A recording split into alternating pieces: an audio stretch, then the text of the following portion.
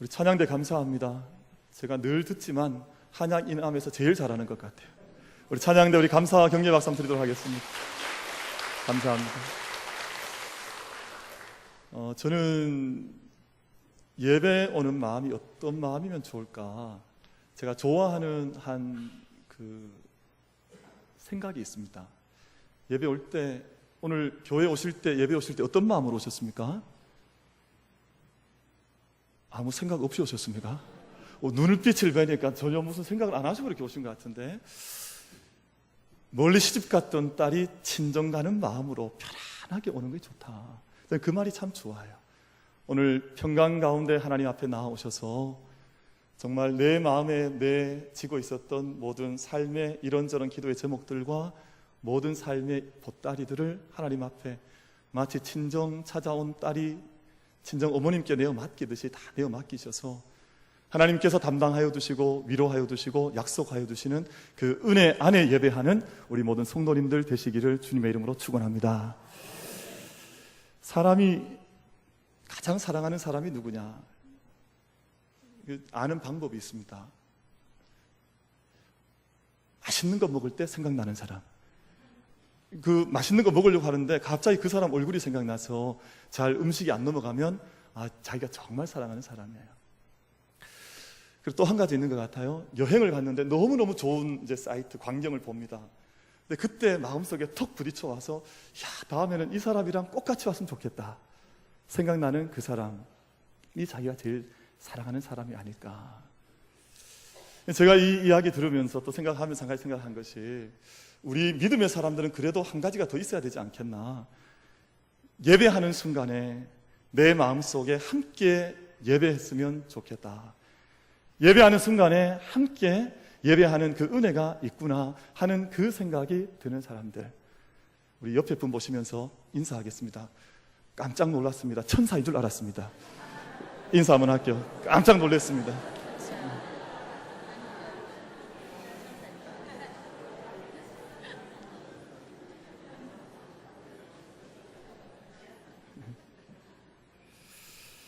저희가 어제 6.25 6월 25일 보냈는데 1950년대 후반에 태어나서 그 부산에 있는 한센병 환자촌에서 어린 그 유년 시절을 보낸 한 어린 아이가 있었습니다.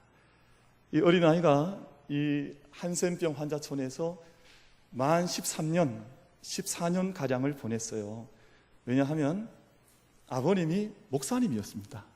그래서 젊은 30대 목사님이 전후에 너무 고통스러운 환자들, 어려운 이웃들이 많으니까 우리가 그 동네 들어가 보자 라고 해서 7년을 목표로 하고 목회를, 한센병 환자들 섬기면서 목회를 했습니다.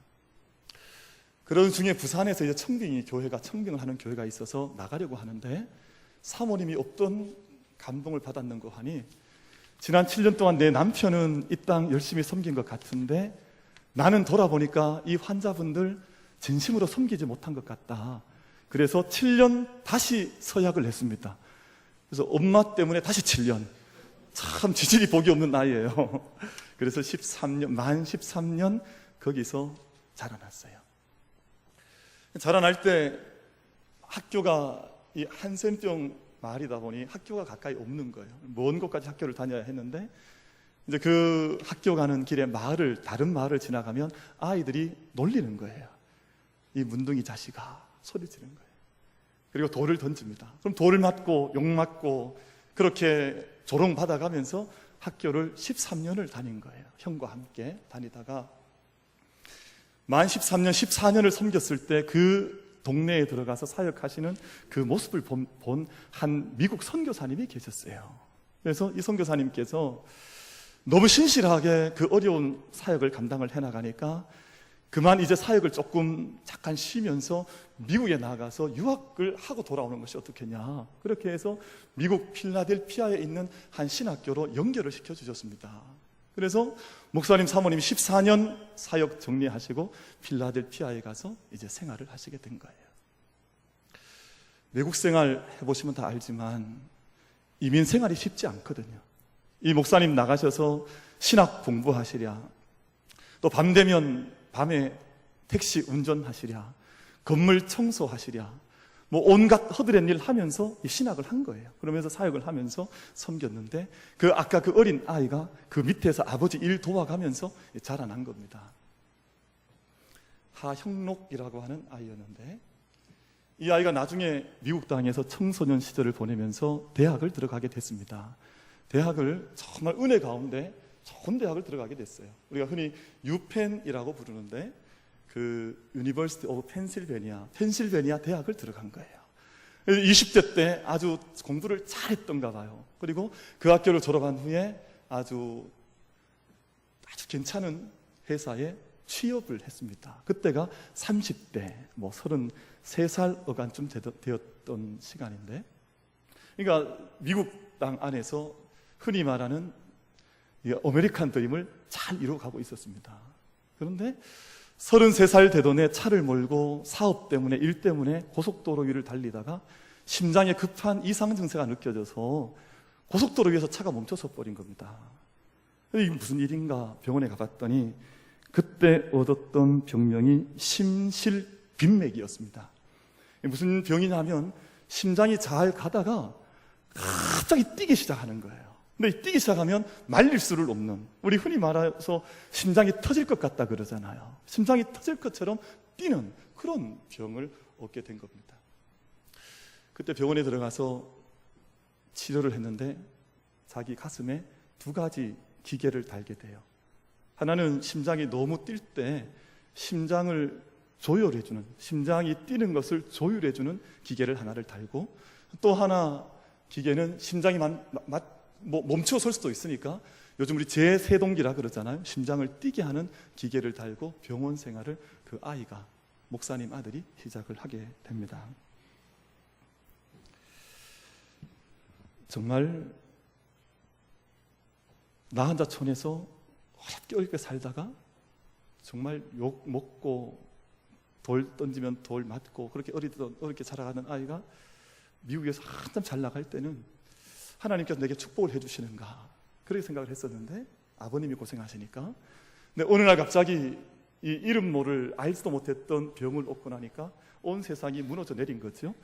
병원에 들어가서 입원을 하는데, 입원하는 동안 그곳에서 말씀을 다시 만났습니다. 지금까지는 목사님 아들이었으나 33년 인생 열심히 달려오고 성공한 것처럼 살았는데, 병원에 들어가서 봤더니 내가 붙들고 있었던 하나님은 정말 나와 함께하는 하나님, 참된 믿음에 이르렀던 그 하나님을 섬겨왔던 것이 아니었어요. 그래서 병원 생활하는 동안 수술을 2번 하게 되는데 심장 이식을 하게 됩니다. 근데 그 병원 생활하는 동안 하나님을 말씀 안에서 다시 만납니다. 다시 만나고, 지금까지 내가 믿었던 하나님은 내 성공을 위해 달려왔던 하나님이었으나 내게 은총을 주신 하나님, 나를 지금도 붙들고 계신 하나님은 나를 통해서 하나님의 뜻을 이루고자 하는 정말 살아계신 비밀한 계획을 가지고 계신 하나님이구나 하는 것을 이 청년이 병원 생활을 하면서 깨닫게 됩니다. 이 청년이 나중에 살았을까요? 죽었을까요? 문제가 좀 어렵죠? 살았을 것 같습니까? 죽었을 것 같습니까? 이 청년이 병원의 판정에 의하면 1년, 5년 살기 어렵다고 판정을 했는데 지금까지 살아있습니다. 지금 살아있어요. 그런데 놀라운 것은 팀 하스라고 하는 기업을 만들었는데요. 그 기업이, 그 회사가 미국의 청년들이 대학을 졸업하면 가장 가고 싶어하는 기업 중에 한 기업이 되어져 있습니다. 건축회사인데 그런 기업을 일구고 가고 있고, 이분이 지금 오바마 정부에서 운영하는 그 모든 미국의 건축물에 관한 그 과학적 검토를 하는 그 자문위원이 있는데 그 자문위원회 이사로 들어가서 활동을 하고 있습니다. 지금 하형록 회장이라고 하는 분의 이야기에 대해서 제가 잠깐 말씀을 드렸는데, 이 책입니다. 이 책 속에 그분의 일생 일대기가 잘 적혀져 있어서 제가 지금 약 2, 3주째 한 번 읽고 2번 읽고 계속해서 읽고 있어요. 우리가 말씀 속에서 말씀의 은혜 가운데 말씀 붙들고 산다고 하는 것이 어떤 의미가 있는지 다시 한번 깨닫는 시간을 갖고 있습니다. 중요한 것은, 제가 드리고 싶은 말씀은 그것입니다. 이 지금 하영록 회장이 그 이전에는, 예전의 삶을 돌아보면 노환자촌에 콜릭의 어린 아이에 지나지 않는, 동네 아이들에게 돌팔매질 당하고 조롱받던 그 아이가 지금은 오바마 정부의 건축에 관한 미국의 건축을 자문해주는 이사로서 활동을 하고 있으니까 그 옛날의 인생과 지금의 인생이 얼마나 큰 차이가 있느냐 하는 것이에요. 근데 중요한 것은 우리가 세상의 지위의 문제가 아니라, 세상의 권력의 문제가 아니라, 세상적 척도에서 성공의 문제가 아니라, 예수 믿기 전에 나의 모습과 예수를 믿은 이후의 나의 모습을 하나님 앞에서 내가 어떻게 믿음 가운데 하나님 앞에 올려드리며 우리의 인생과 믿음을 살아가고 있는가 하는 것을 말씀을 나누고 싶은 겁니다. 오늘 설교의 제목처럼 그때는 내가 어떠했는데 지금은 어떠합니까? 돌아보면 사실 우리가 허물도 많고 턱턱 넘어질 수밖에 없는 인생의 걸림돌도 많긴 하지만, 그럼에도 불구하고 내가 예수를 알기 전, 하나님을 만나기 전에 그때의 나의 모습과 지금 예수를 믿고 있는, 예배하고 있는, 하나님 앞에서 살아가고 있는 지금의 나의 모습은 어떤 모습으로 우리가 차이를 나타내며 살고 있는가 하는 것입니다. 오늘 저희가 함께 봉독한 에베소서 2장 말씀에는 예전 그때의 모습에 대해서, 그리고 오늘 하나님 앞에 달려가는 구원받은 이후의 모습에 대해서 아주 극명하게 대조를 시켜 우리에게 말씀해 주고 있습니다. 우리 한번 확인해 보려고 합니다. 말씀, 에베소서 2장 11절과 12절 말씀, 그때에 라고 시작되는 이 말씀이 우리가 하나님을 알기 전 우리는 어떤 인생이었는가를 가르쳐 줍니다. 우리 11절 12절 한번 합독해서 말씀을 받겠습니다. 같이 읽습니다. 시작. 그러므로 생각하라.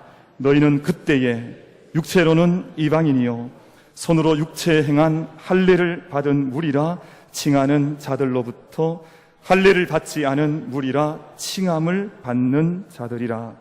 그때에 너희는 그리스도 밖에 있었고 이스라엘 나라 밖에 사람이라.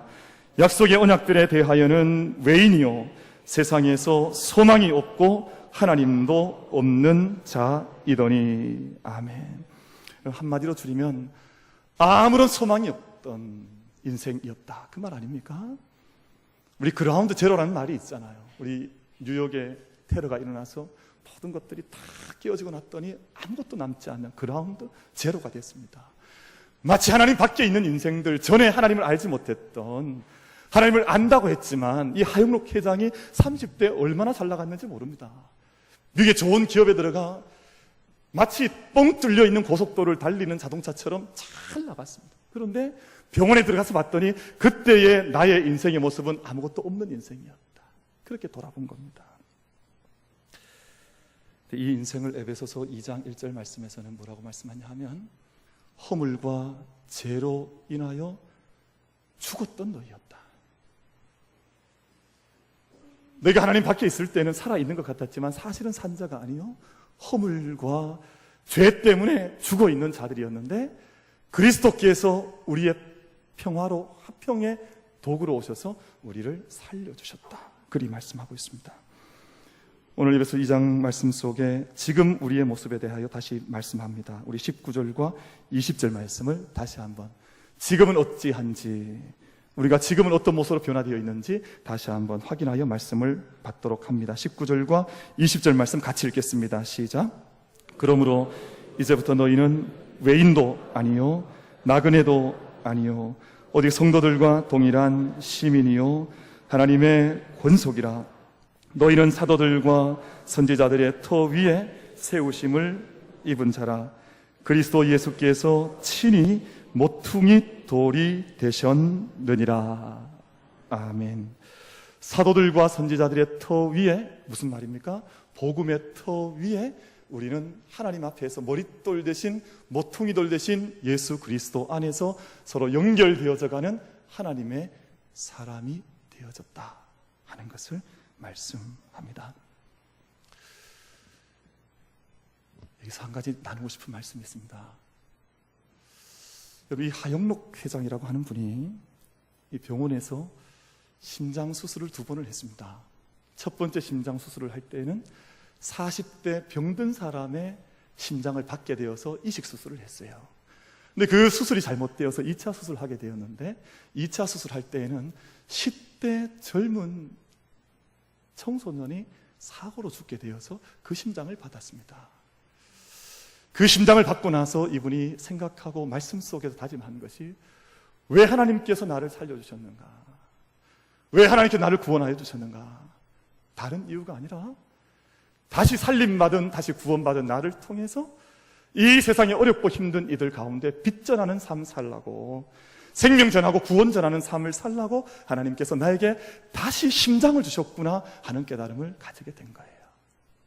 사랑하는 성도 여러분, 우리가 영적으로 돌아보면 우리는 모두 다, 물론 육적으로 나의 심장을 가지고 우리가 이 시간 예배 드리고 있습니다만, 영적으로 돌아보면 예수 그리스도의 심장의 값 때문에 우리가 구원받은 줄로 믿습니다.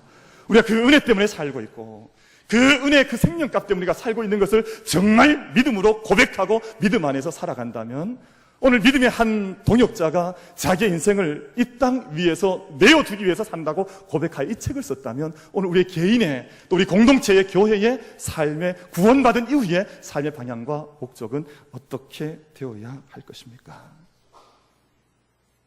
에베소서 2장 4절로 5절 말씀을 보면, 예수님 심장 이식받아서 살게 된 사람들이 이 땅에서 사는 동안 어떤 목적 가지고 살아야 하는가에 대한 말씀을 우리에게 들려줍니다. 에베소서 2장 4절로 5절 말씀, 우리 한번 합독해서 말씀 같이 받도록 합니다. 같이 읽습니다. 시작. 긍휼이 풍성하신 하나님이 우리를 사랑하신 그 큰 사랑을 인하여 허물로 죽은 우리를 그리스도와 함께 살리셨고, 너희는 은혜로 구원을 받은 것이라. 아멘. 허물과 죄로 죽었던 우리를 하나님께서 은혜와 사랑으로 인해서 우리를 살려주셨다고 믿는 그 믿음, 그리고 그 믿음 안에서 내가 무엇을 위해서 살아야 할 것인가를 분명하게 인식하고 그 목적을 위해서 달려가는 신앙의 인생, 이것이 에베소서에서 오늘 2장에서 우리에게 도전하고 있는 대목입니다. 오늘 말씀 보면 우리가 선한 일을 위해서 지으심을 입은 자들이다 라고 말씀합니다. 우리가 구원받은 것, 새 생명 얻은 것, 예수 그리스도의 심장을 다시 얻게 된 것은 선한 일을 이루기 위하여 하나님께서 우리를 구원하신 것이다. 오늘 저희가 이제 오랜 시간 동안 준비해 오던 우리 주일중 선교사님, 또 윤정수 선교사님 파송 예배로 하나님 앞에 함께 저희가 나아가고 있습니다. 근데 감사한 것은 우리 주일중 선교사님은 1년 내내 주일중이에요.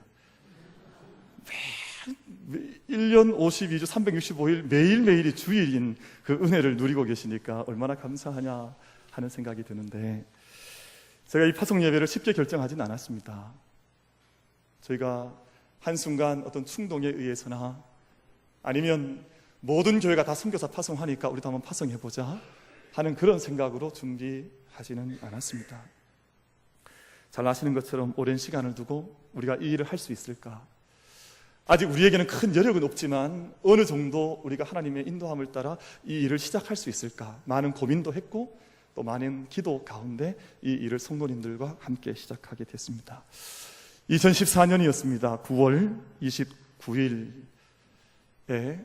저와 우리 손용환 장로님, 오경호 장로님께서 일주일 동안 필리핀 몬탈반 쓰레기 마을에 직접 찾아가서 선교사님 사역을 우리가 함께 참여하면서 함께 살펴봤습니다. 그때 저희한테 주신 하나님의 감동이 많았고, 또 우리 교회가 함께 할 수 있는 길은 작지만 소박하지만 어떤 길을 함께 할 수 있을까 하는 그 고민을 시작하게 됐었습니다. 그리고 올해였습니다. 2016년 1월 18일부터 22일까지 성경수 장로님과 우리 18명의 우리 단기 선교팀이 그 땅에 가서 직접 선교에 참여를 하고 돌아오는 경험을 했습니다. 제가 기억하고 있기로는 그때 다녀왔던 18분 모든 선교 대원들이 뜨거운 마음을 가지고 왔고, 또 우리 교회가 선교를 위해서 한 걸음 나아가야 되지 않겠나 하는 간절한 마음들을 가지고 기도하며 정리하는 마지막 시간에 제가 참여했던 적이 있습니다. 그 이후에 당회에서 먼저 이 일을 논의를 하기 시작했고, 또 온 재직회를 통해서 우리가 작지만 또 소박하게 일 함께 시작하면서 하나님의 꿈을 함께 꿔갑시다 하는 도전들을 교회가 함께 하게 됐습니다. 말씀을 정리하고 싶습니다. 선교는 모양 내려고 하는 것도 아니요, 또 폼 잡으려고 하는 것도 아닙니다. 그렇다면 오늘 우리가 이 시간을 맞이하면서 우리 마음속에 한 가지 구해야 할 은혜가 있는데, 하나님, 살아있는 생명의 간구로, 기도로 이 일에 동참할 수 있는 믿음을 우리에게 주시옵소서. 그 기도로 먼저 나아갈 수 있는 우리 재단이 될 수 있게 되기를 바랍니다. 그럼 세상을 이겨나가는 교회는 지식인들이 많이 모여있는 교회도 아닙니다. 세상에서 성공적인, 그리고 하나님 기뻐하시는, 받으시는 교회는 세상적 사업을 이리저리 많이 해나가는 그런 교회도 아니라고 믿습니다. 하나님 기뻐하시는 교회, 공동체, 또한 믿음의 모습은 하나님 기뻐하시는 생명 구원하는 일을 위해서 자기의 저마다 받은 사명과 소명 속에 주님 주신 힘만큼 합당하게 응답하여 주의 일을 이루어가며 기도하는 교회야말로 주님께서 기뻐하시는 교회인 줄로 믿습니다. 사도행전 13장 1절과 2절 말씀을 보면 선교 역사에 있어서 아주 중요한 한 사건이 등장을 하는데, 안디옥 교회라고 하는 이방의 첫 교회가 두 선교사를 소아시아 지역에 파송하면서 그냥 파송하는 것이 아니라 금식하며 또한 안수하여 기도하여 파송한 대목이 나옵니다. 저는 그리 묵상했습니다.